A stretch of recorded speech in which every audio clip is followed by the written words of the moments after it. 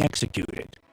So if just dying isn't enough for you in this early period, you might be tortured all the way to death. And one of the ways that was pretty popular involved those famous red-hot tongs.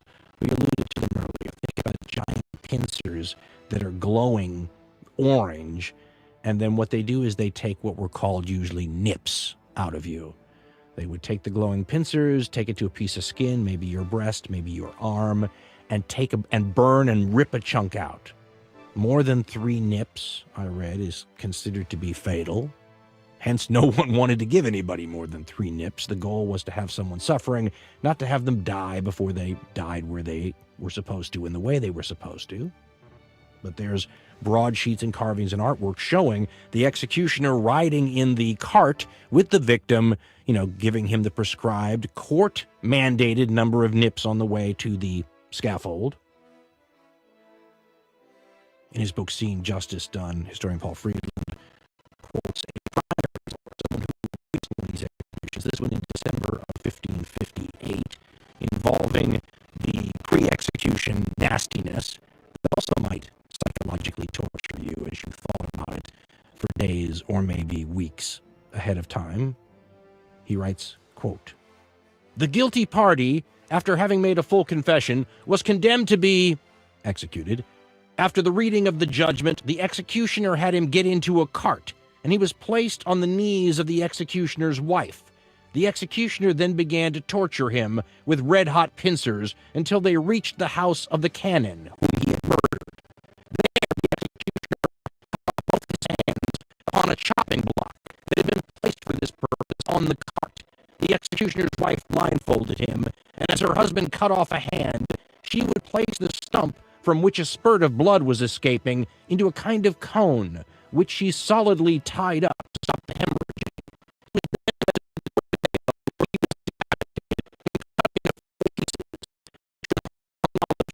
Inside the city walls."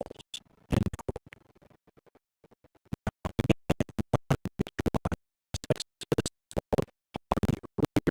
To go to the scene of the crime to carry out the act of justice, right? So we cut this guy's hands off outside the home of the person those hands killed. This is another aspect that may have kept the size of the crowds down at earlier executions because there was no set spot for them, right? If you had to have them at important ritualized places connected to the crime itself, they were in different spots all the time. Once you have a Ravenstone or a gallows that's in the same place all the time, probably in a pretty high traffic spot, everybody knows where the executions will be. You saw corresponding growth in the crowd size. In fact, executions will continue to rise and make it very high practice is done away with. So it really lost its draw. And its draw, once you start getting the numbers, a real reason you don't have a lot of the information before this period is it wasn't recorded. Once you start getting the numbers, it's already a lot of people showing up to these things. Historian Garrett Fagan says that when the sources begin to pay attention, he says, to the spectators in the 18th century, the crowds emerge as substantial to enormous. Evans, in Rituals of Retribution, writes specifically about the German experience, quote, "Although contemporary estimates must be taken with a pinch of salt, it is clear that the crowds at these events were frequently very large. It was said that 20,000 people attended an execution in the Thuringian town of Klingen in 1788, for example, and the same number the last public burning, held in Eisenach in 1804, while in 1771, the night before the execution of Matthias Klostermeier, the town of Munich was," now he's quoting a primary source from that era, quote, "already so filled with outsiders that they could barely be accommodated anymore in private houses. Thus, the next day's dawn had scarcely broken when a wave of people came flooding through all the streets and alleyways, and while one part of the crowd pressed on to the town hall, the other hastened over the Danube Bridge to the place of execution, where the masses multiplied more and more." Evans continues, quote, "In the Saxon capital of Dresden, at the execution of the bandit Lips Tullian and 4 of his companions in crime on the 8th of March 1715, more than 20,000 people, 144 carriages, and some 300 horses looked on, according to a contemporary report. On the 19th of February 1807, now quoting from a contemporary report, thousands of spectators surrounded the High Market in Vienna, where the condemned man got onto the wagon with the two preachers. Thousands of people filled the streets, and many thousands of spectators stood around in a circle at the place of execution. He then quotes a person who remembered that the entire population turned out in the town he was from during an execution, and that the streets and houses away from the execution square were completely devoid of life. Victor Gatrell says that in England and London you could sometimes have crowds of 100,000 people or more. Let's remember, all these numbers come from times and places where the populations were a lot smaller than they are now. Some of these towns that had 20,000 people show up for executions may not have had 20,000 people living in the nearby vicinity. And this was an era when it was a lot harder to get from place to place. So 20,000 people showing up at a village execution is a lot of people. 100,000 people showing up to an execution in London is a large execution, even though that's a big city. After all, 100,000 people is a large spectator crowd at a major sporting event now, with population, transportation, and everything up to modern standards. So good luck finding anything that drew as many people in this time period as these executions did, as large as some of the battles of the period. Now, the reason this plays into walking a mile in the moccasins of the condemned here is because they literally sometimes had to do that on the way to the execution site. The conditions were everywhere, but a lot of the famous sites, there were long processions that took you, to the place where you were going to die, and there were a lot of people who viewed you and screamed at you or supported you, as the case may be, along the way. In fact, it's probably not too much of a conjecture to wonder if the condemned person had ever seen a crowd as large as the one that shows up to walk and die. Now, as we said earlier, the place where you die may determine how the crowd reacts. The time period may also, and of course, the nature of the crime. Sometimes they were all over you in a terrible way if you experienced that much yours.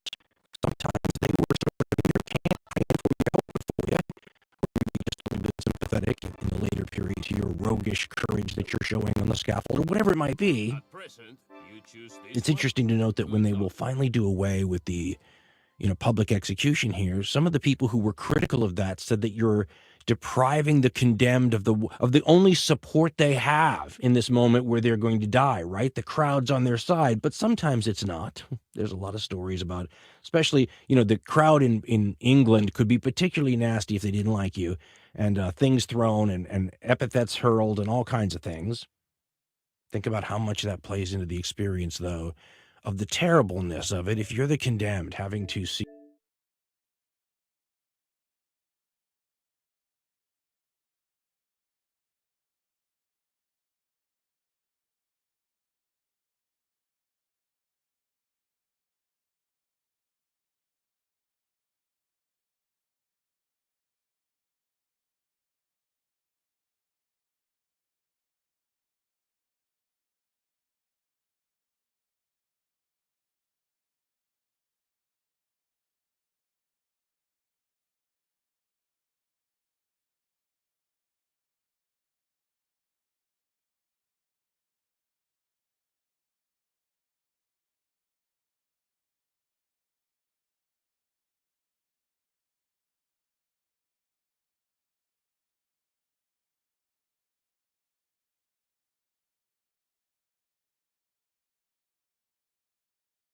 all these people, and just your senses absolutely must have been overwhelmed by the amount of sensory input coming your way.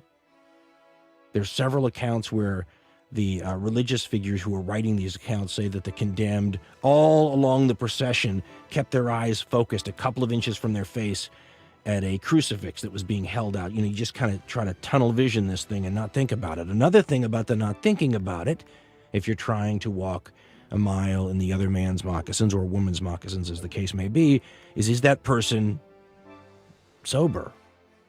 And if it was your situation you were dealing with here, would you be? Earlier, we quoted that British observer who watched a breaking on the wheel in Germany, or breaking with the wheel, and he was The enemy utilized their greater numbers to divide us. We are surrounded. Fear not. If all fight with courage and heed well their orders, we shall not fail. Your Highness, lend me your strength. Forward, ye fearless warriors of England! Onward to glory!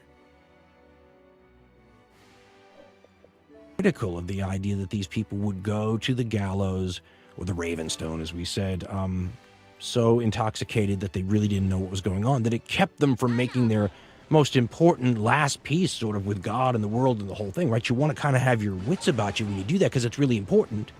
He mentioned that the crowd sort of took that job for him so that maybe the condemned could be out of it. In many of these different areas that are chronicled, there are, shall we call them, alcohol injection opportunities along the way, and some of it's built into the ritual, right? Some of these places, these bars along the famous execution route are known for, you know, you stop here, you bring the condemned in here, and he gets a glass of wine from us. It's you know, it's our contribution to the public good, or whatever it might be. Gatrell points out over and over how many of these people going to the gallows were dead drunk, practically. Now, here's the thing, again, who wants to broad brush? Because let's say you're going to be beheaded on the continent, one of those lucky people who gets a decapitation as your sentence. You don't want to be drunk, I would think. I mean, you might want to be so you don't know what's going on, but if you don't know what's going on, you might move. The number one reason that people didn't have successful decapitations is because they moved. So you don't want to be swaying around drunkenly and having, who knows, maybe a slightly drunken executioner trying to figure out how to time the wobble. And in terms of what the experience might be when the condemned finally reaches the scaffold and looks out and sees that crowd, well, if you had a fear of public speaking, imagine what that's like. Although some of these people, in the places that let them speak, would speak. There'd usually be some religious stuff that would go on the scaffold. And during the ritual religious period, quite a bit sometimes.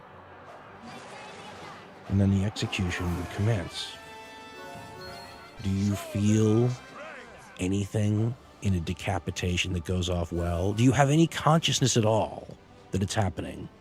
A lot of people have theorized about this. There's a famous, and I'm sure totally discredited, so don't even bother contacting me about it. I'll say it's probably discredited at the outset of people, some, you know, doctors during the time period working in the era when the guillotine was in heavy use. You know, that blade that drops down and just mechanically separates people's head from their body.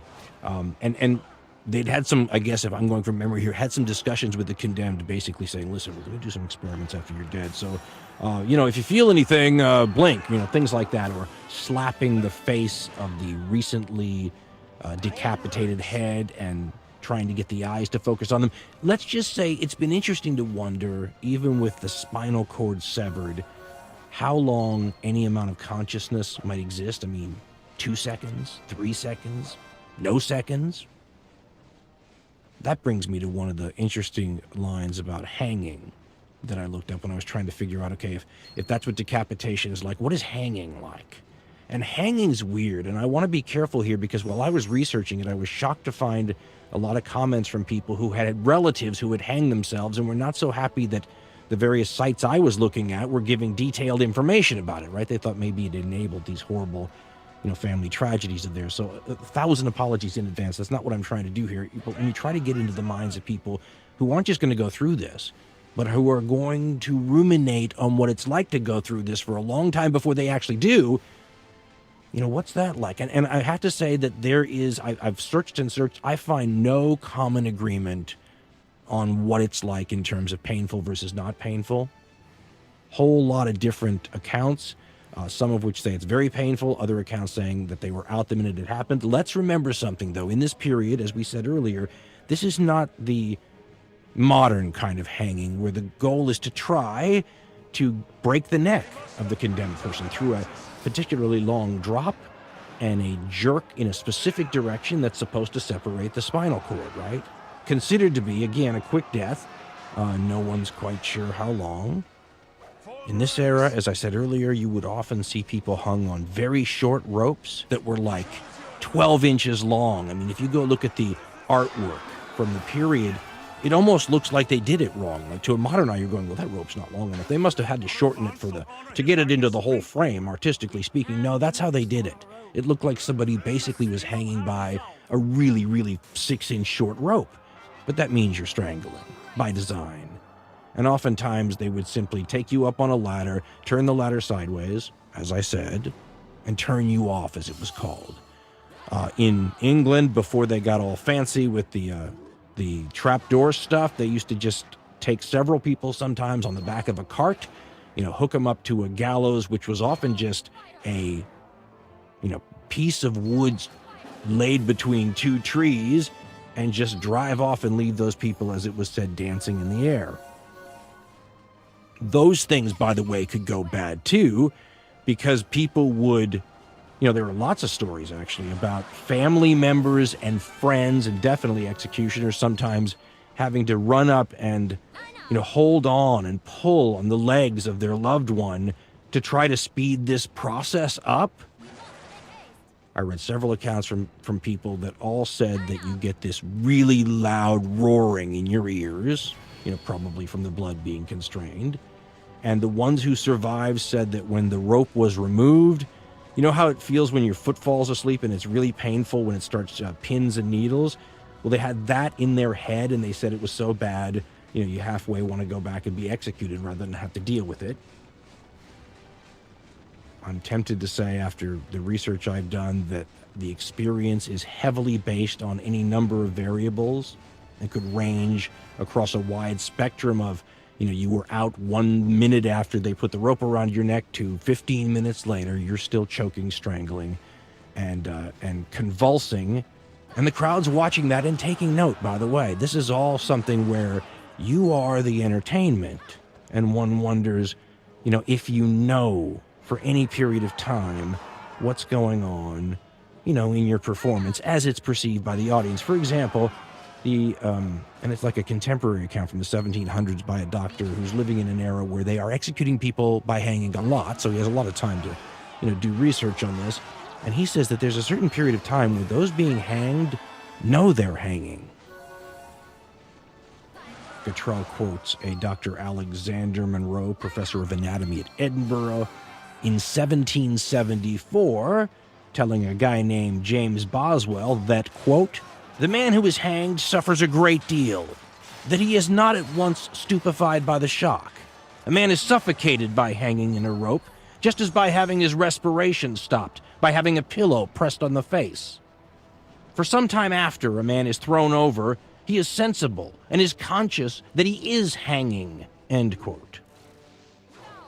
There are lots of accounts of the rope breaking, the malefactor falling to the ground and somewhat recovering, and sometimes the crowd gets on their side that this is like a sign from God and they should be reprieved, or later on in the not so religious period that it's not fair to try to kill somebody twice. Nonetheless, they're often hanged again.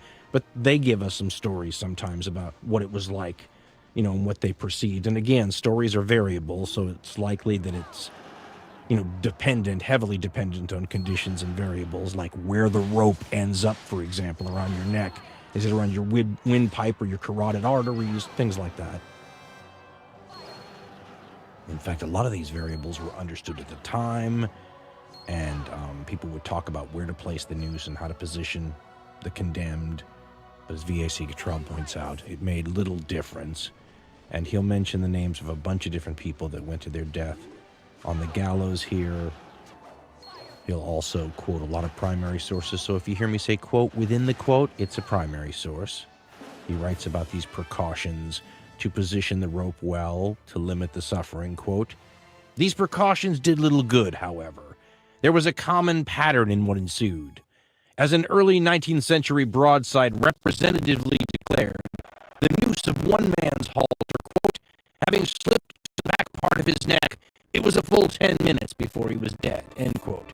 So too at the very last Tyburn hanging in 1783, quote, the noose of the halter having slipped to the back part of his neck, it was longer than usual before he was dead, end quote. Hatfield's noose slipped twice, Cottrell. We won, even without His Highness being with us. It's His Highness! It's Prince Edward!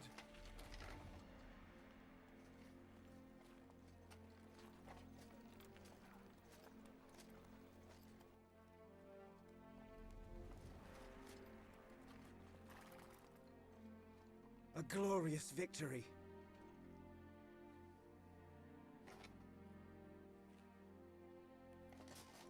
Chandos, you have done well today. Your Highness, My people, well done.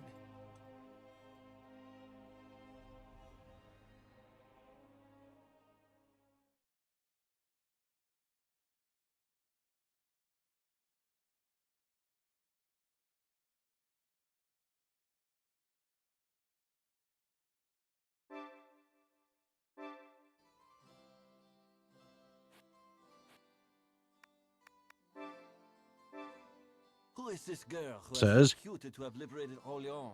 and when he did drop, it was only 18 inches, so his death was prolonged and noisy. Ings struggled on the end of his rope for 5 minutes before he was still. Hartley, quote, was much convulsed and struggled for 10 minutes after the drop fell, end quote. The knot having slipped behind his neck, Governor Wall in 1802 took 15 minutes to die in agony, so the hangman pulled on his legs. In 1804, Anne Hurl was driven to a scaffold erected in the widest part of the Old Bailey, the regular drop being out of commission for a while. When the cart drew away, meaning when the cart she was standing on drew away and left her hanging by her neck with nothing underneath her, when the cart drew away, quote, she gave a faint scream, and for 2 or 3 minutes after she was suspended, appeared to be in great agony, moving her hands up and down frequently, end quote. Cottrell continues, quote, hanged in Glasgow in 1820 for treason, James Wilson, quote, died with difficulty, and after he had hung about 20 minutes, blood was seen on his cap opposite the ears. In 1829, Thomas Birmingham's rope slipped and, quote, prolonged his sufferings to a considerable extent. He breathed in agony for nearly 5 minutes. Shouts and screams from the mob caused the executioner to hang on his legs until life was extinct, end quote. And it could get wild, and once again, if you're in the crowd, perhaps that's what keeps bringing you back. You never know what's going to happen. Cottrell continues, quote, at a 1797 hanging, the scaffold platform gave way, precipitating clergyman and executioner to the ground. There was no time to hood the 2 prisoners, so they, quote, swung off with their distorted features exposed to the view of the distressed spectators, end quote. An arsonist, Charles White, struggled incessantly to escape his bonds. He kicked at the executioner and the ordinary, meaning the religious figure, dislodging the cap hiding his face. The crowd yelled in excitement. Partly suspended, he struggled still, reaching the platform with his feet, freed his hands, and held on to the rope. The executioner had to force him from the platform and pull at his legs. As he choked, the crowd saw his distended tongue and uncovered and distorted features, and they shrieked, end quote. So even though there are accounts of hangings that make it sound like the condemned seem to die almost instantly, and those definitely are throughout the historical record, obviously they have these other kinds of incidents as well. Then there's stuff like burning, which once again conjures up the worst of the worst terrorist groups today. Is an adjective, but also denoting a time period from a long time ago where you used to do this kind of Mosaic Law stuff. It conjures up the worst of those kinds of groups, right? When you talk about burning people to death, but they were still doing this up until the early 1800s. Again, after George Washington has died of old age. Women got it a lot more than men, and it was often viewed as an alternative. So whereas we started to get much more enlightened about breaking women on the wheel. You wouldn't want to do that to a woman. You spare them the breaking on the wheel. You burn them. Things like that. We mentioned earlier the people who were burned on witchcraft charges. In the United States, they were usually hanged, but in Europe, lots of burning. Some estimates as high as 100,000 people burned for witchcraft crimes in Germany alone during this broad period. And it wasn't just women, although it usually was. And we can be all high and mighty about, not understanding our forebears for why they did that, but that's because we have the unique advantage of, well, most of us, not believing in sorcery and witchcraft and not thinking it's a problem in our community and not believing that they live amongst us and not believing that the only thing that really fixes the problem is burning them to death. Check our bias, right, at the door on that one. If we were talking about something like terrorism that we did believe in and there was 100% agreement that the only way you stopped that was through burning terrorists or maybe even suspected terrorists to death, I imagine we'd have a few proponents of that even now. Nonetheless, what was it like to go through that burning experience? Well, that depends also. And there's a lot of famous ones. Joan of Arc comes to mind, right? I read some accounts that talked about the likelihood that the smoke itself would render a person unconscious. During the later period, when they're still doing this into the 1700s in Britain, for example, they're doing the same version of secret strangling that they're doing in places like Prussia, but they're doing it openly, like in one of the particularly horrific, more recent burnings. They were executing a woman for killing her husband. They called that petty treason, by the way, back then. So major treason was like crimes against the state. Petty treason was a wife killing her husband. Nonetheless, they had the strangulation thing rigged up, if the wood cuttings I've seen are correct, sort of on a chain, and it was around her neck on the stake, and then somebody would hold this chain 12, 15 feet away from the faggots of wood that were burning, and strangle them just before the flames reached them. But this time we were told that the chain got too hot, and the guy whose job it was to strangle the woman so she didn't have to suffer burning in this late Enlightenment period, where, of course, you wouldn't have a burning where you didn't strangle somebody. We're not inhuman. He had to let go of the chain, and everything got very old-fashioned very quickly. The woman's name, by the way, was Catherine Hayes, who was burned alive in London in 1726. This account comes from Public Executions, the Nigel Cawthorne book, and he takes an account, sounds like a near primary source, but maybe not, from the Newgate.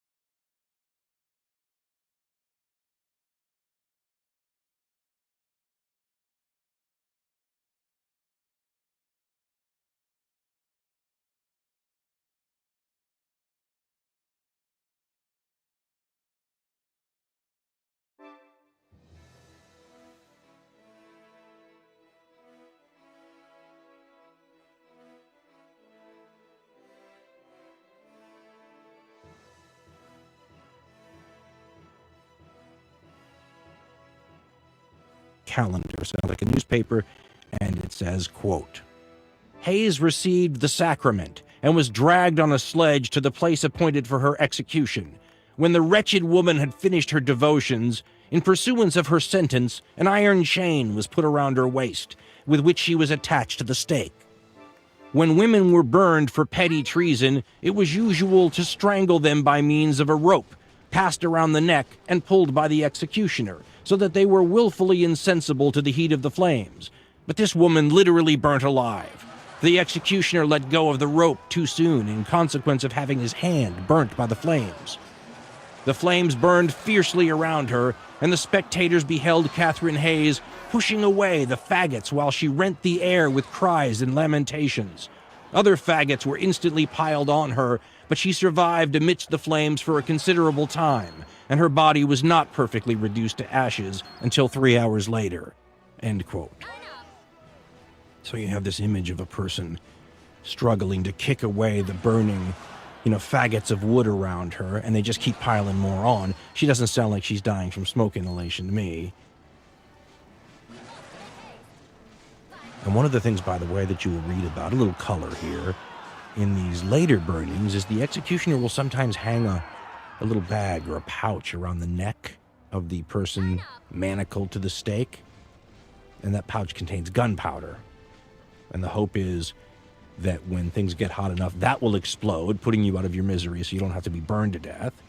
And as the period goes on, you'll read more and more accounts of, like when noblemen have to be killed, rarely, but when noblemen have to be killed like that, they'll be having whole bladders filled with this gunpowder, hoping for the best.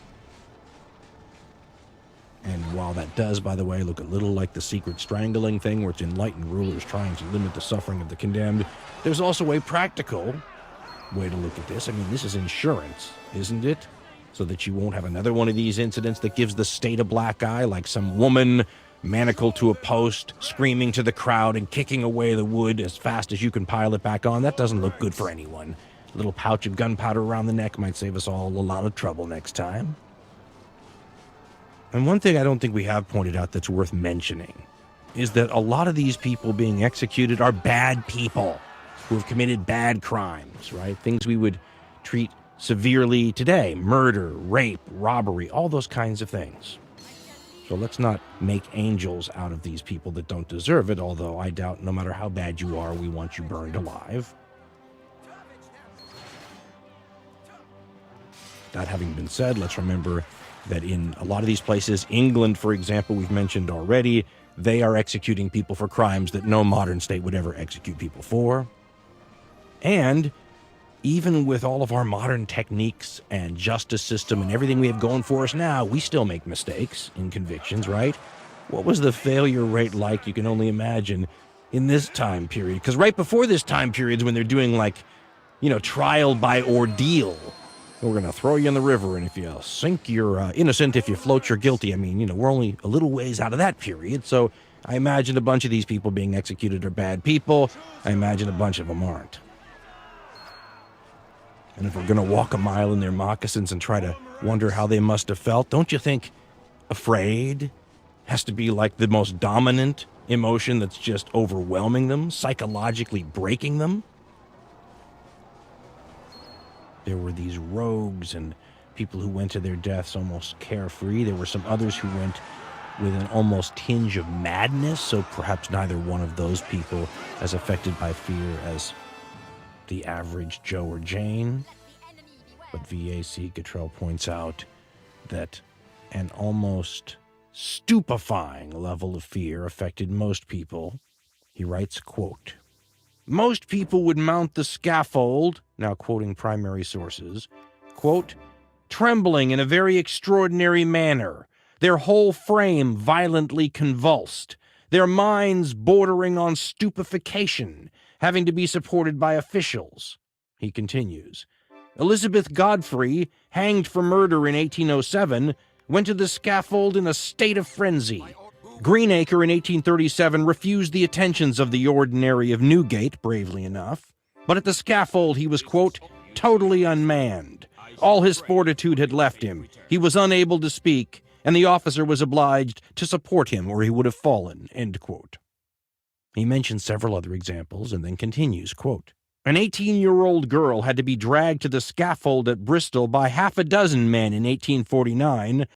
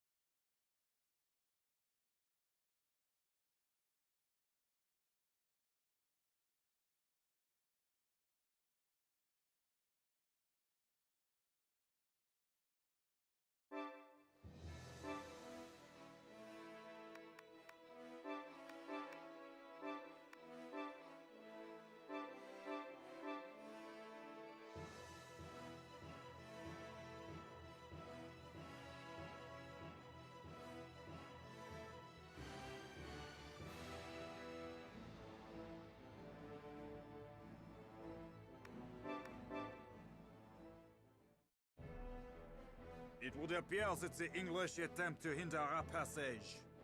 The presence of our forces incommodes them somewhat. However, thanks to this, we have the opportunity to strike at them. If we prevail, forces from all over France will flock to the Maid of Orleans. A useful pawn.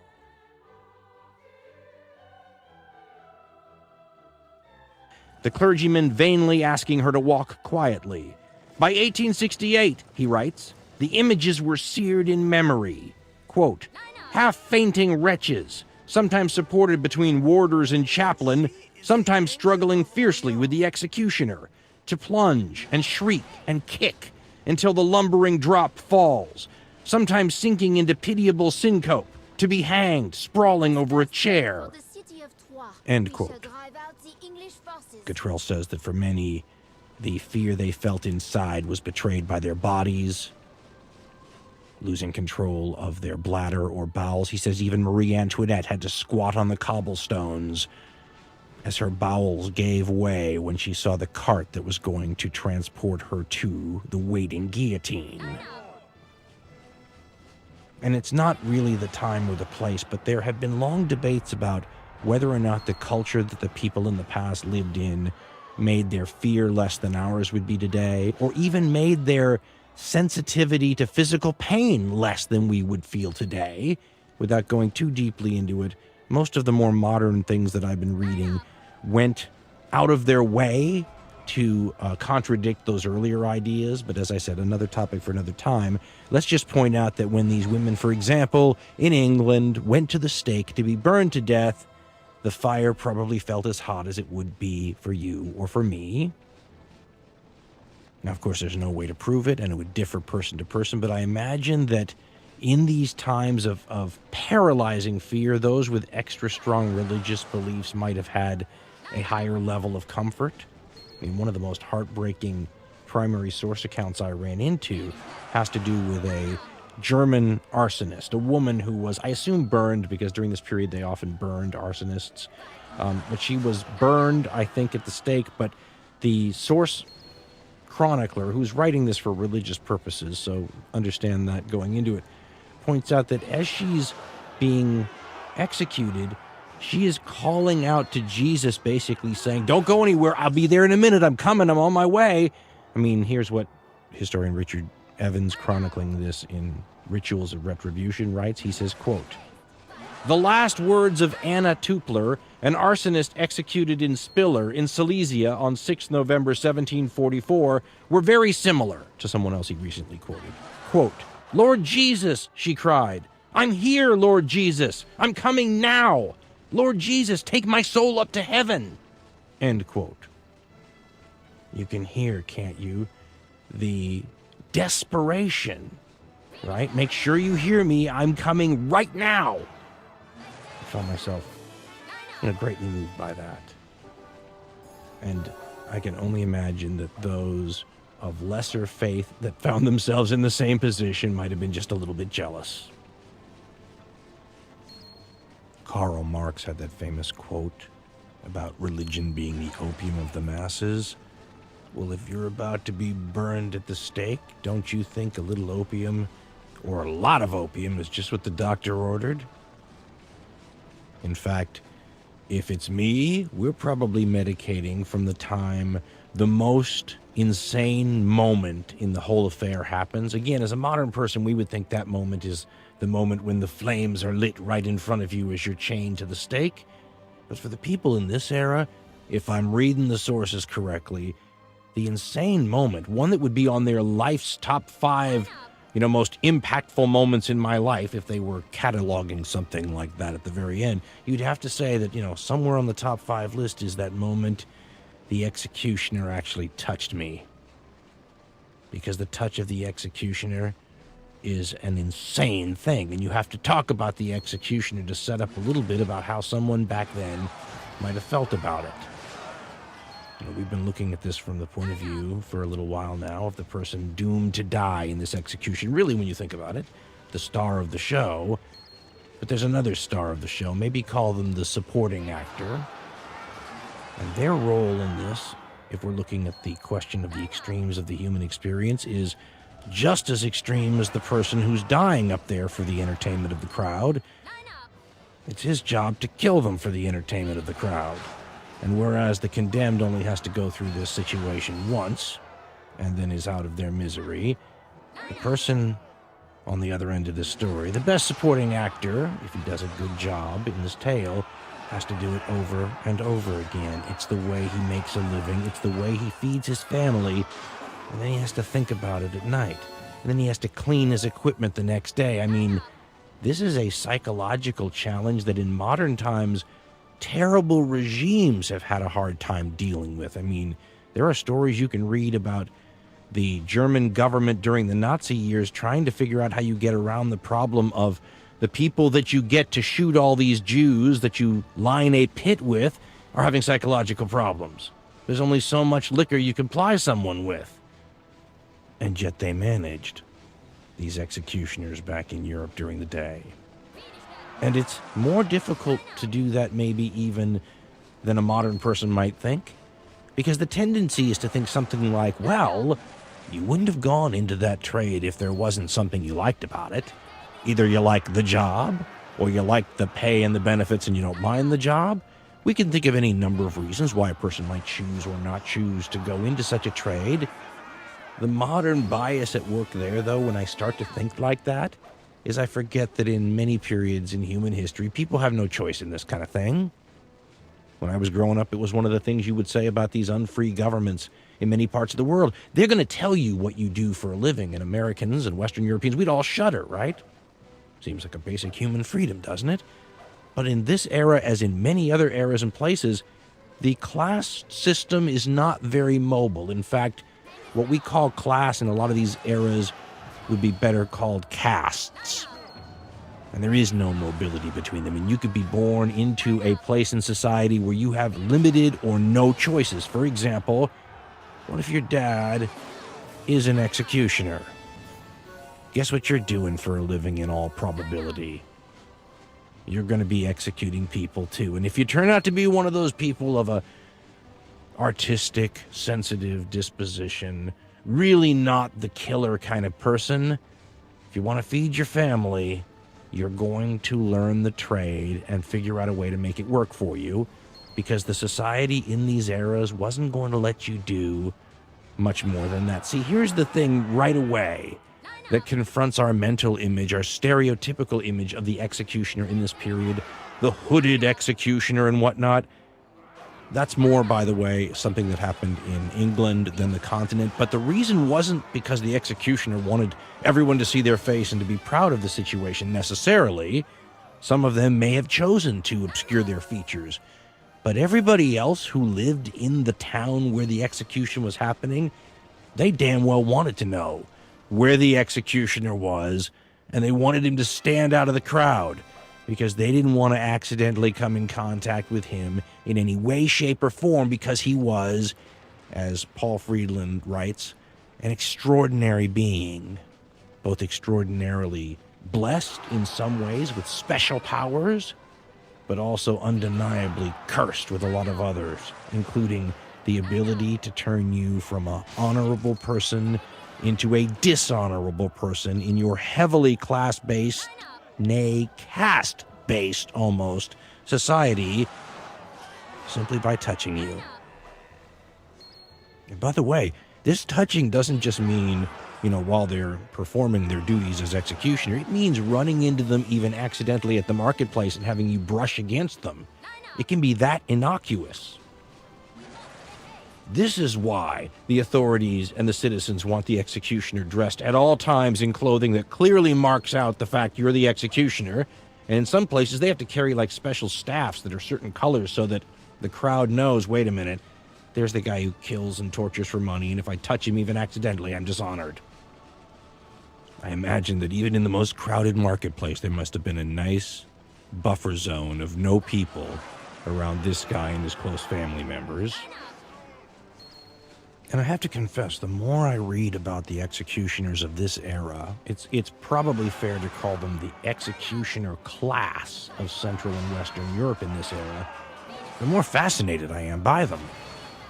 there's not very much on them, as surprising as that might sound to 21st century audiences, and it's remarked upon by some of the historians who say that the role of the executioner was sort of downplayed. They were seen as more of a cog in the machine, as opposed to how they appear more now in the histories, which could be compared to, say, a ringmaster at a circus, a deadly circus, of course. But that's the person who's orchestrating and conducting the entire spectacle. If it works, this is the person who, in a place like Germany, will go up to the magistrates afterwards and hold the sword up and say, "My lord, did I do well?" And wait for his, "You did exactly what you were supposed to do" kind of response that's all formalized and everything. But if that guy screws up, well, justice gets a black eye, and whose fault is that, right? And before we go any farther, let's understand that the ramifications for screwing up an execution could be a lot worse than losing your job. People throw stones when things like that happens, and executioners have been killed.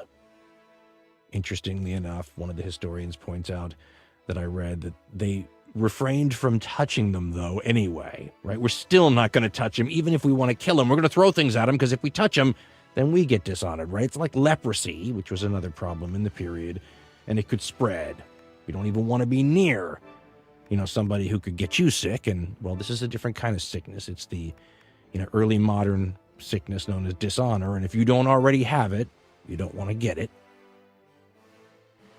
The idea of them as extraordinary beings is fascinating to me, and yet when I've read the historians kind of go down the list of why, they might be called different kinds of beings, it's interesting, and even on a genetic level, because what ends up happening is this infamy that these people have make them unmarriable, for example.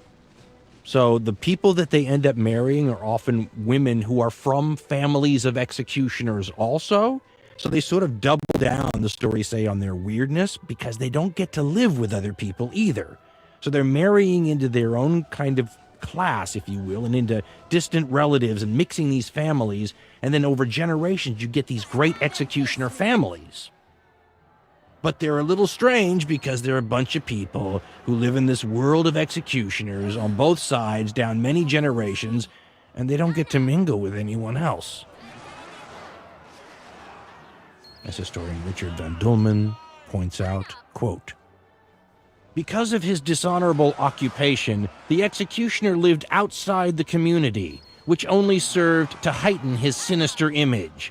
He could only marry within his own circle, so that a succession of executioners evolved. The executioner had to distinguish himself by wearing special clothes, which generally differed from his black or red robes of office. Attempts to secure a special status by dressing conspicuously failed on account of the rigid dress regulations for the executioner. He earned good wages and got on comfortably, but he had to live outside respectable society, sit alone in a separate place in church, and was required to eat and drink on his own at the inn." End quote. And this affected everyone in his family too, as Van Dulmen says, quote, "The social implications of dishonor were suffered not only by the executioner, who at least had an occupation, but also by his children, who were forbidden to learn an honorable craft. Town craftsmen in particular ostracized the executioner." End quote. But Paul Friedland really blew my mind when he talked about how this dishonorable, taint turned all these people into people that could only, hang out and intermarry with each other, which over time creates, dynasties of executioners related to each other, but also people who've been intermarrying in a small circle for a long time, genetically closer to each other than to any of the outside population. He writes, quote, "How are we to explain the rise of this closely interrelated caste of people who gradually came to occupy most of the official posts of executioner in the cities and towns of northern France, the Netherlands, and German-speaking northern and central Europe? Perhaps the endogamy of executioners was itself the cause of the opprobrium, as practitioners of this very problematic profession came to be, quite literally, a separate tribe or race of people. Most likely, the endogamy and the revulsion attached to the profession were mutually reinforcing. As executioners became more reviled, they increasingly married their own kind, in turn making them seem even stranger." End quote. It's Friedland who says that they became an extraordinary being, so profane that the executioner could not come into contact with other people or objects without profoundly altering them. In other words, he's something kind of magical, and at the same time, an untouchable. The better ones also seem to be part psychologist or psychiatrist, because they had to, think about this for a minute, they had to shepherd human beings from life to death, the most extreme emotional and stressful moment of their lives, right? And in these executions, there were almost always these carefully staged dramas, these spectacles of justice. It had to go a certain way. For it to come off without a hitch, the executioner needs the cooperation of the condemned. They need to work together to pull this thing off. And I know that sounds weird, but it's in everyone's interest. I mean, we mentioned earlier that there's a journal, and Joel Harrington's book on the faithful executioner is wonderful. But unfortunately for we moderns, the book does not address the things we want to address. The executioner, whose name is Franz Schmidt from Germany, he doesn't say, here's how I lived with myself, and all these things we want to know. Every time he seems to be thinking about the victim too much, he switches to what they did, what made them end up in this position in the first place, the horribleness of their crimes, which, by the way, is something a lot of people would do today. Focus on the crimes, not the justice. Nonetheless, Harrington has great color throughout the book and explains the context of all this stuff. He says Franz Schmidt executed 394 people over his career and tortured and dished out corporal punishment to hundreds more. Think about that for a minute. If a guy like that comes up to me for the last drink, right? I mean, if we said earlier that one of the moments that might be the most impactful of your life is the moment the executioner touches you, another might be when you're in the poor sinner's parlor, as it was sometimes called, saying your goodbyes and talking with the religious figures and all that stuff, and then the announcement comes in, as it often did in the German states especially, the executioner is at hand. And this person shows up, Franz Schmidt showed up in his best robes of office, came with a drink, and shared the famous last drink with the condemned. There also, in many places, was a famous last meal, sometimes called the hangman's meal, and this is supremely weird. I think it was Richard Evans who pointed out for a lot of these poor convicted German criminals during this era, this lavish meal that they gave them right before they died was probably the greatest meal that they'd ever had, and far above anything they'd ever even seen. And oftentimes the people who judged you and the religious figures and even the executioner will eat with you at this meal, and you might be required to wear your own burial shroud. So the whole thing's not weird, not at all, right? It's part of the psychological breakdown. I mean, I'm in my burial shroud, I'm having the best meal I've ever had, and I'm eating with the guy who's going to kill me. But if a guy with 394 kills on his record comes to me and says, listen, I know what I'm doing here. I've done this a lot of times. Let me tell you how it's going to go easiest for you and easiest for me. I think I'm going to listen to him. After all, if I squirm around too much and don't do what this guy wants, he's going to take more than one shot at my head, if this is a decapitation, for example. And should be pointed out, another historian had a great line. He said, listen, these people are under enough pressure anyway. They have a reputation, not totally without reason, of drinking too much. What would you do? Again, your job to kill people. How are you going to handle that? But if these guys take too many strokes to do the job, it might be open season on them. And violence, as Richard Evans points out, violence against executioners who botched the job, well, the sources are abundant. But that'll make you even more nervous, right? So you really want this condemned to sit still, work with you, and you'll all get out of here as easy as possible, right? I'm going to listen to the experts in this case if he explains to me the best way to hold my head to make this go fast. If I'm going to be broken on the wheel or broken with the wheel, the directions might be a little bit more complex. Just to throw this in there, because I think it's also interesting, another reason these people are so dishonorable is they often had a lot of side gigs in the community that were also sort of untouchability things, like cleaning the latrines and picking up dead animals and all the stuff people don't want to do, right? The unclean kind of stuff. But it's kind of interesting because they could often make a really good living this way, right? Almost to the point where they're rich. And one source pointed out how interesting it was because we modern people think that money is the great equalizer. And his point was, no. In the earlier eras, you could be as rich as Midas, but if you're at a certain level of society, I mean, if you're rich as Midas because you clean latrines, nobody cares. And so these executioners often did real well with all their side gigs, and they were knackers and all these other things, but nobody wanted to eat with them anyway. Another weird thing about them is that at the same time they're these dishonorable beings that you don't want touching you, they also are kind of thought of as magical healers. Obviously, they know a little bit about anatomy. They also practice torture and keeping people alive to be executed. In fact, they probably had pretty darn good amateur knowledge. It's kind of tough to have the person do what they need to do in a way that doesn't dishonor you, but people went to them as healers. They also had another side business, and this one of the weird parts of the era left over from the Middle Ages. They could sometimes sell a little blood on the side. The blood of the condemned was often thought to have magical properties, especially for epileptics, and at a lot of these executions, people would rush the scaffold to get a hold of some blood, and the smarter, more entrepreneurial executioners usually had their assistants already in advance ready to go, basically saying something like, hey, who paid? Okay, they get one. I mean, sort of a Dracula side gig selling blood, but, supply and demand and all that. Supply and demand is not a bad way to describe sort of the process that led to the decline of these master executioners, these master craftsmen. Because as the 1700s, go on, and you get to the latter part of them, these executions become rarer and rarer. I mean, the numbers are actually published. Prussian records, the records in the Netherlands, the records in Paris, and you're seeing single digits in some places at some times, right? There's no reason to have a full-time executioner on staff, and there's no reason to have a lot of them, and so they start declining in number. Some of them probably making professional, attempts at the side gigs to make those.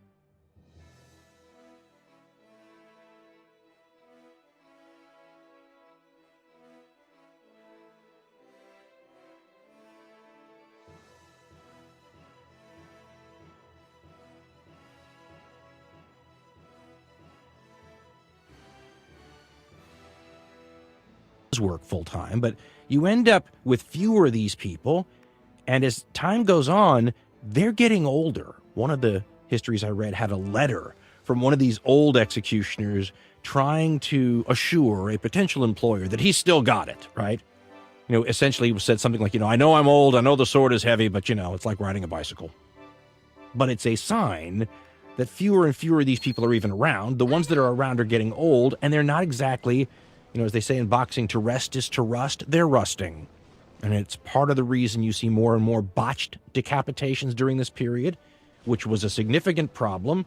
And as we know, being people, if you have a significant problem, we're going to try to invent ways to eliminate it. And that's what the guillotine was.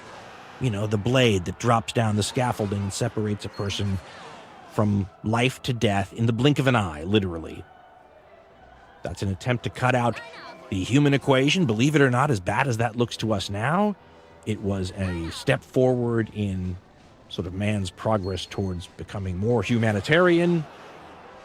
It took away the infamy associated with being touched by the executioner that would spread to your family in the old days. Now, this was all about a rational penal system.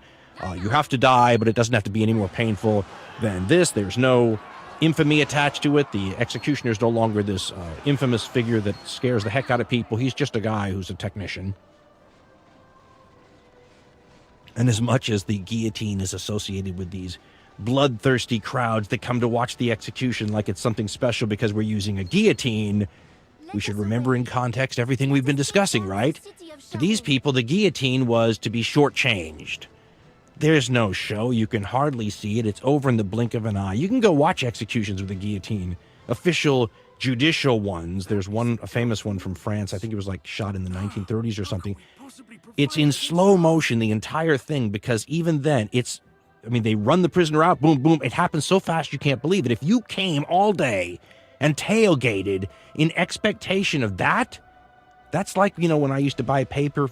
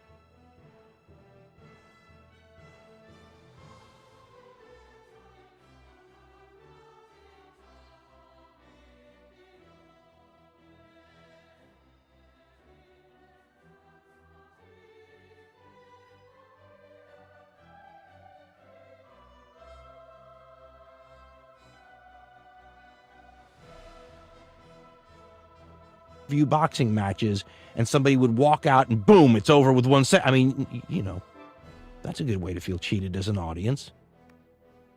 At least one of the histories I was reading made it sound like people really would have preferred to go back to the more spectacular executions simply for entertainment value alone. Some people, not all people. And this brings us back around to the third viewpoint here I wanted to examine things from. We did the condemned, we did the executioner. How about the audience? But the audience has really been the question throughout this entire conversation, hasn't it? How the audience is reacting. And during this period, this is when it kind of gets fascinating. The aspect of, okay, so we human beings like this stuff. They've been watching it, okay, so we're maybe not surprised if we're real cynical. So why did it end? And how did it stop? That's an interesting process. Is there a roadmap there where you could say, okay, we inoculated ourselves against that once before, and here's how we did it? During this period, when the sensibilities, as we said earlier, begin to change among some people in some classes, the audience going to these executions begins to, in some manner of speaking, look at itself and not like what it sees. Peter Spierenberg, in his book, The Spectacle of Suffering, gives a primary source account, a dramatized one, he points out, from a person who was, shall we say, on the cutting edge of these new sensibilities, who didn't even want to see one of these public executions, but stumbled into one. Remember, the Place de Grève is the execution site in Paris. Quote, "We were proceeding toward the Place de Grève. It was late and we thought the execution over, but the gaping mob proclaimed the contrary. The man was broken on the wheel, as were his two companions. I could not endure the sight of that execution. I moved away. But Duhamilanouf, his friend, watched it all stoically. I turned to look at something else. While the victims suffered, I studied the spectators. They chattered and laughed as if they were watching a farce. But what revolted me most was a very pretty young girl I saw with what appeared to be her lover. She uttered peals of laughter. She jested about the miserable man's expressions and screams. I could not believe it! Exclamation point. I looked at her 5 or 6 times. Finally, without thinking of the consequences, I said to her, Mademoiselle, you must have the heart of a monster, and to judge by what I see of you today, I believe you're capable of any crime. If I had the misfortune to be your lover, I would shun you forever. As she was no fishwife, he writes, she stood mute! Exclamation point again. I expected some unpleasant retort from her lover. He said not a word. Then, a few steps away, I saw another young girl drenched in tears. She came to me, leaned upon my arm, hiding her face, and she said, "This is an honorable man who feels pity for those in anguish." Exclamation point again. End quote. Now, those comments also emphasize another key thing that was making some in the crowd judge others in the crowd harshly for their way that they were reacting. Women. Women were staples at these executions. Pretty much every source suggests from the get-go. Some sources suggest that women and boys traditionally made up the majority of the crowd. It hadn't been a problem before this era, but this is the era, remember, that has certain built-in assumptions amongst a lot of the intelligentsia about human nature. And one of those assumptions has to do with womanhood, and how women are naturally the more compassionate sex. As one primary source quote I read, it said basically something like, they're scared of spiders, but they can go to these executions and watch intently and enjoy it? So the reality of women at these executions was clashing with the intelligentsia's view of what womanhood was in their minds, in their writings, in their assumptions. Once again, if womanhood is really like this ideal, compassionate, mothering state, then what we're seeing when we see women go to these executions are twisted people, people with a screw loose. In other words, they're establishing a new baseline for normalcy, one that is idealistic, perhaps, at least for some people in their times, and then what they're seeing on the ground, at ground zero, clashes with their ideal. But it is fascinating as a modern person to read some of these letters that are published in the histories. There are upper-class women in France, for example, and their letters are in Friedland's book, which is wonderful, as I said. And you can see that there is an element of the soap opera going on here. Some executions are horrible, others are wonderful, others are beautiful. The people are all a huge part of the draw. I mean, you have like celebrity executions. I mean, imagine some of our most famous people who have tons of cosmetic lines and reality shows and everything getting into trouble, and then the public execution where their former popularity plays into the draw of the crowd later. I mean, if you love this person in that film, wouldn't you love to see them in their final performance on the scaffold? Friedland actually uses some of these letters as a way to try to make his case that it wasn't class that determined whether or not you had feeling for these people who died on the scaffold, because a lot of these women in Parisian high society, for example, went to watch executions of people they knew well and enjoyed them. Friedland relates the story of Madame Tiquette's execution in 1699. He says that spectators of every class crowded the streets between the prison and the execution ground in Paris. He says all the windows overlooking the scaffold had been rented out well in advance. And then he writes about a letter written by a woman named Dunoyer talking about the execution. He says, quote, "Despite having been personally acquainted with Madame Tiquette, Dunoyer's account of the execution dwells far less on whatever emotion she might have experienced at the sight of watching her friend die than on the feelings of excitement she felt at watching the spectacle of the execution. At times, Dunoyer compares Tiquette's performance, in quotation marks, to the experience of watching a dramatic production, recalling Rossette's blurring of the theatrical and the real in his particular brand of tragic realism." This is Madame Dunoyer writing about watching her friend die. Quote, "I was in the windows of the Hotel de Ville and I saw poor Madame Tiquette arrive around 5 o'clock in the evening, dressed in white. One would have said that she had studied her role. because she kissed the chopping block and attended to all the other particulars as if they were simply a matter of performing in a play. In the end, one had never seen such self-possession, and the cure of Saint Sulpice, and that she died a true heroine. The hangman was so moved that he missed her head, and had to repeat his job 5 times before he managed to behead her. Thus ended the beautiful Madame Taquet, who was the ornament of all Paris. End quote. Again, it sounds like a soap opera. And Friedland notes that it was only for a brief moment in the letter that this woman looked at herself and wondered about her own emotions as a spectator. She writes, quote, "One never saw anything as beautiful as her head when it had been separated from her body. They left it for a time on the scaffold so the people could see it. Her face was turned in the direction of the Hotel de Ville, and I assure you that I was dazzled by it. In the end, I was so touched by her death that it took me more than 6 months to recover from it, and it is with pain that I now recall these thoughts." End quote. Friedland has another letter he quotes from a high society Parisian woman who was talking about a murder case involving a woman at the center of it that obsessed Paris like a great gossip story. For months they followed the trial, and then eventually the woman has to go up on the scaffold and be executed, and then they throw her body on a fire and burn it up, sending the ashes up into the smog of Paris. And the letter writer says that, for months all of Paris lived and breathed this story as the trial was going on, and now all of Paris was literally breathing this person in, every time they inhaled. Now, this hadn't caused any sort of fuss for a long time. By the 1690s, you were starting to get the very earliest, complaints and rumblings about women, and how unseemly it was that they might enjoy this kind of stuff. And they were having the same problem with boys and kids. In the ritualistic religious era, you could have choirs of kids singing and hymning during the worst of the executions. It's considered to be a good lesson. Hold them up on the shoulder of the father so that they could see better. Take them to the gallows afterwards. Let them see what happens to malefactors. Take them to the gibbet. Show them the dead bodies rotting inside. The better classes started looking at that and thinking that there was something wrong with that. Child abuse, we would say today, or at least the stirrings of people who began to think that way. And for anyone who didn't, there was beginning to be public pressure in the culture on them.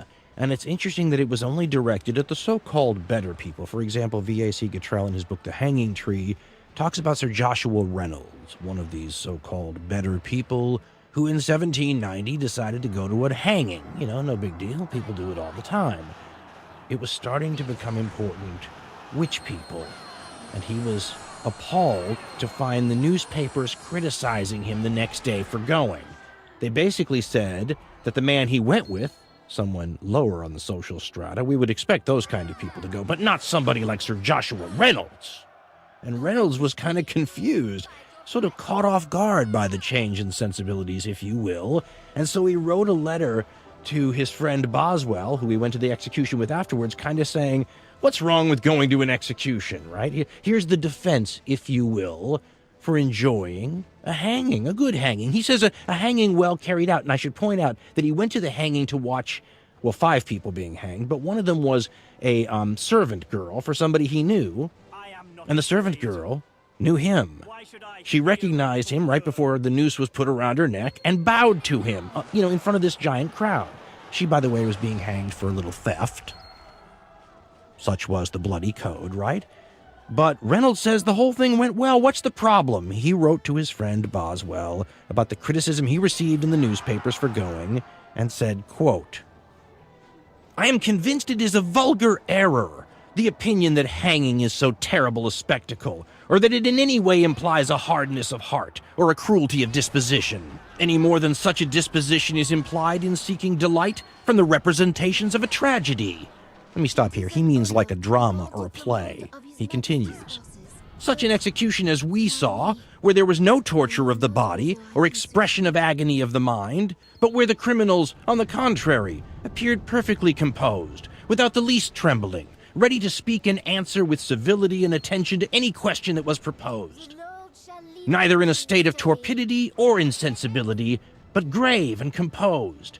I consider it is natural to desire to see such sights, and if I may venture, to take delight in them, in order to stir and interest the mind, to give it some emotion, as moderate exercise is necessary for the body.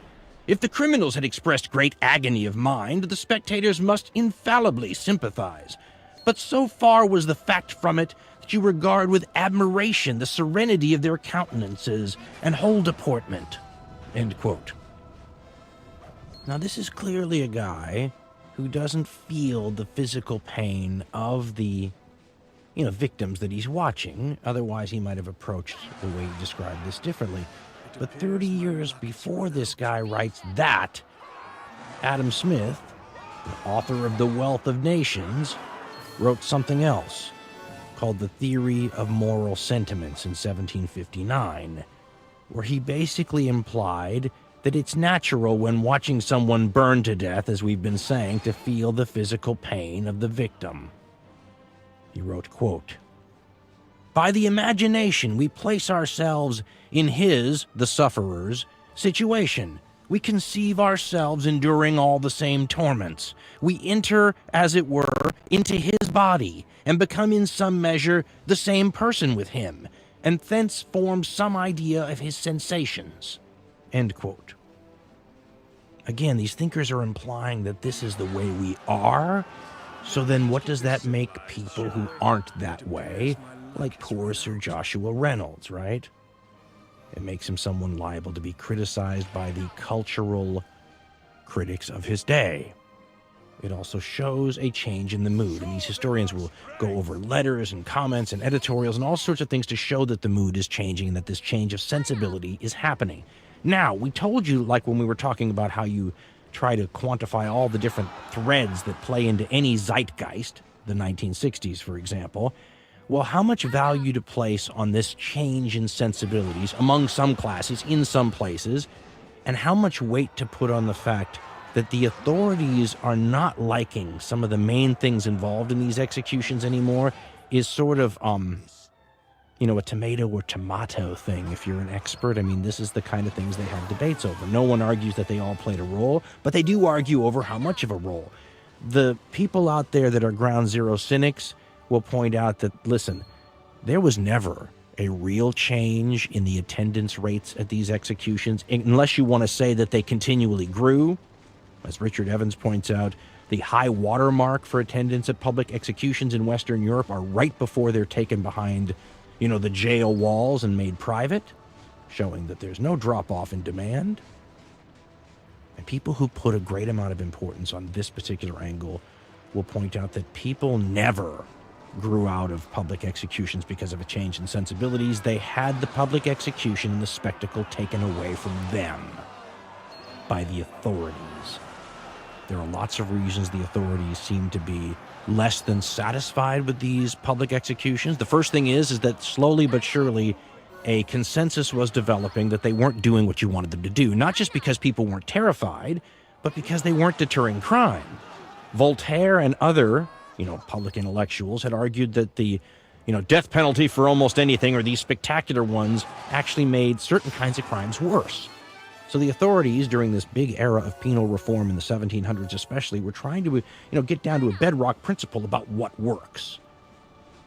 The other thing that was happening in the 1700s, if you remember your history, is the always present fear of the mob amongst the European autocratic rulers exploded in intensity right around the 1790s. That wonderful party known as the French Revolution happened, which would spread some of these ideas like an intellectual contagion all over Europe. And all of a sudden, the most dangerous thing, if you are a ruler of one of these countries that you can think of, is a large crowd of your people together in one place. Especially if a lot of them are perhaps partying, especially if they're very wound up about something. I mean, worst case scenario, imagine if the public execution that you are staging to draw all these people into one of your main cities to watch and get all drunk and excited about is somebody whose crime was political against you, the regime. The 1800s, of course, will be the era of revolution in Western Europe. 1848, of course, the crown jewel year. But all of a sudden, the idea of getting a lot of the masses in one place at one time, all of a sudden sounding very counterproductive. VAC Gatrell says that it was the authorities that imposed emotional restraint on the crowds by taking away their public execution because it wasn't serving the needs of the state. And you have some German sources that talk about the execution itself, and I think I'm quoting here, but from memory, brutalizing the spectators. So you can't argue that they're enjoying what they're seeing, but you're arguing that it's the exposure to these kinds of spectacles that are making you enjoy it, right? You become callous, used to it, numb. And there is a ton of class animosity in the sources where the masses who go to these executions are portrayed, increasingly as lower and lower class, more and more brutal. And, for example, the Prussian nobility just is completely disconnected from them, Richard Evans says. I mean, they sneer at the masses and think of them as bloodthirsty and low in terms of culture. By the middle 1800s, most of these major states are doing away with public executions or changing them in ways to make the crowds very small. For example, they will still execute people publicly in Paris till the 1930s, but they'll do it in a way that minimizes crowd size. And these public spectacles will go from being encouraged and staged to being discouraged, deterred, and eventually simply taken away from the public. The best quick rundown to describe the process that we did in this whole particular section of this conversation, this case study, if you will, from the early modern era, is Why Not? Richard J. Evans's Rituals of Retribution, where he says about the ending of public executions, and he goes down the list of what year they happened in all these different states. 1855, this state did it. 1856, this state did it. And then he says of the ending of the public executions in Germany, quote, "The predominant immediate motive for this change was social fear of the mob. Public executions attracted huge crowds, and the emotions which they were about to arouse were now considered dangerously unpredictable." End quote. Evans then says what had happened was you had this religious ritual that the state eventually took the religion out of, destabilizing the whole thing and basically leaving nothing left for people to enjoy it for curiosity reasons or sadistic reasons or fill-in-the-blank reasons. He writes, quote, "Decades of official attempts to secularize the execution ritual, remove it from the arena of popular culture and crypto-materialist religion, and convert it into a solemn expression of state power had only succeeded in destabilizing it.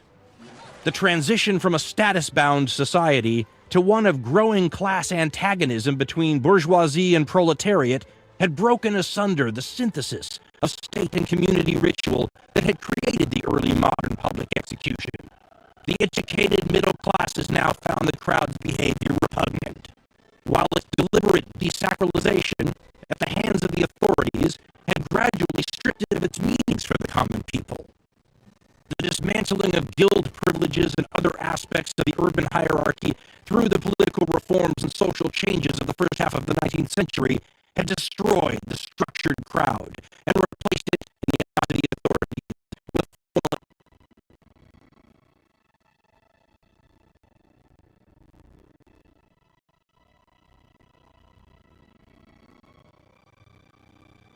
What is it, girl?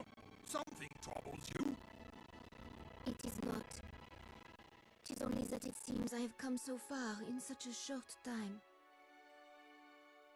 It is unfamiliar to be surrounded by such noble men. Is this truly where I belong? Sometimes I do wonder.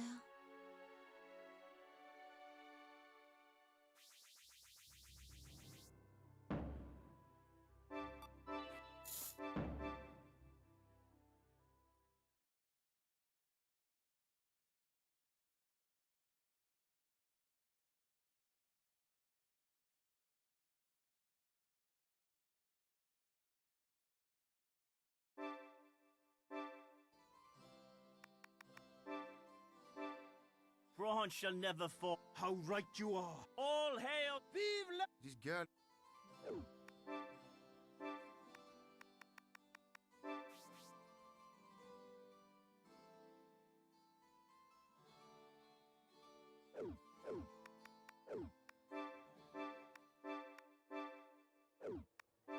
present, this is all I have for you. You choose this one? I shall pray for your safe return. Volatile mob. End quote. So this idea that public executions went away because they were no longer serving the interest of the authorities is a popular one, often heavily weighted when people are trying to weigh the importance of this or that element playing into the zeitgeist. The growth in modern sensibilities, the state not liking executions anymore, and there's a bunch of other little things, the growth in private life. I mean, you can find a lot of little variables that play onto why things are unfolding the way they do, but what's clear and interesting is that it happens very quickly.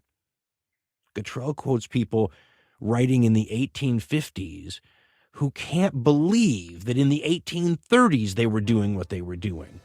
I mean, that's a quick change in the way people feel. Well, some people, anyway, right? Which people would be a good question to ask. My history books when I was in high school made it kind of sound like the era we just talked about was the time where humankind in the better parts of the world sort of grew up in a moral sense, became more humane, threw off the shackles of leftover medievalism, and entered the modern age when it comes to moral sensibilities, right? The modern age where you could come up with things like human rights and concepts like war crimes and all these sorts of things. And I actually think there's a pretty strong case for that if we're talking about humankind collectively, all of us together. But what if we're just talking, instead of about humankind, what if we're just talking about humans? Then you might have to say, well, that differs on a case-to-case basis, correct? I mean, most of our societies no longer impose this sort of cruel and unusual public punishment on criminals, but that doesn't mean there are people who wouldn't turn out to see it. I mean, many societies have examples of, let's call it extrajudicial justice that have happened since the early modern era that drew huge crowds. I mean, in the United States, take, for example, lynching. You know what lynching is, right? Lynching is an extrajudicial killing. Something carried out often by a mob or by vigilantes. In the United States, a lot of black American males have been the victim of lynchings. Between 1890 and 1920, 1930, I think the cutoff was more than 3,000 estimated black males lynched. And racism, obviously a huge part of the American experience, including trying to keep people down after Reconstruction and the Jim Crow laws and all that. I mean, there's a ton of racial overtones, but it would be easier to explain if that was all that was going on. And yet, the United States of America has our citizens trying to have religion involving white folks too. And for those of them religions of black folks smiling next to tortured corpses of the condemned.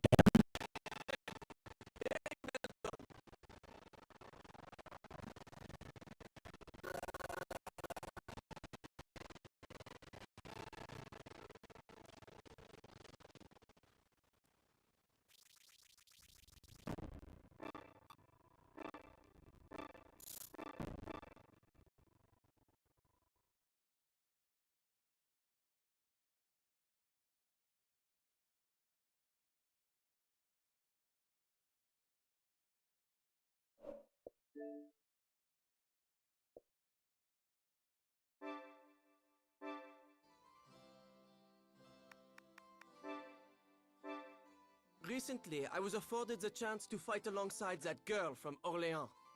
Well, it differed somewhat to the rumors. She charged headlong into the front lines all alone.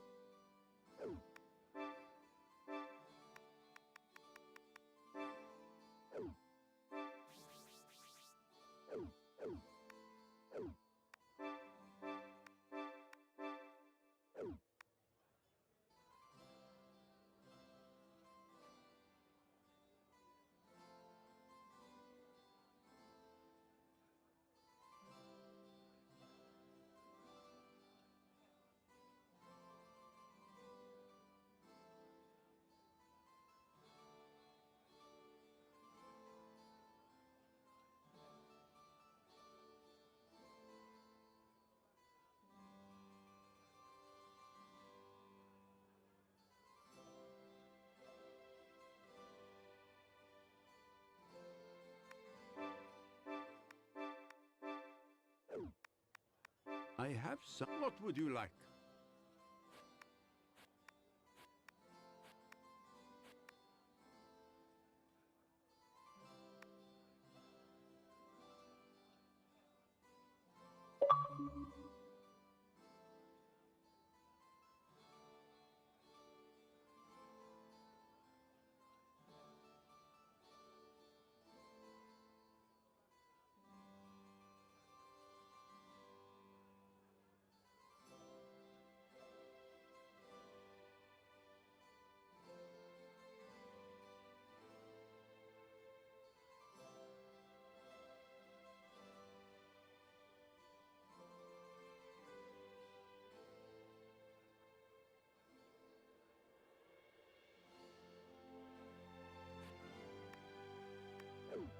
Do please come again.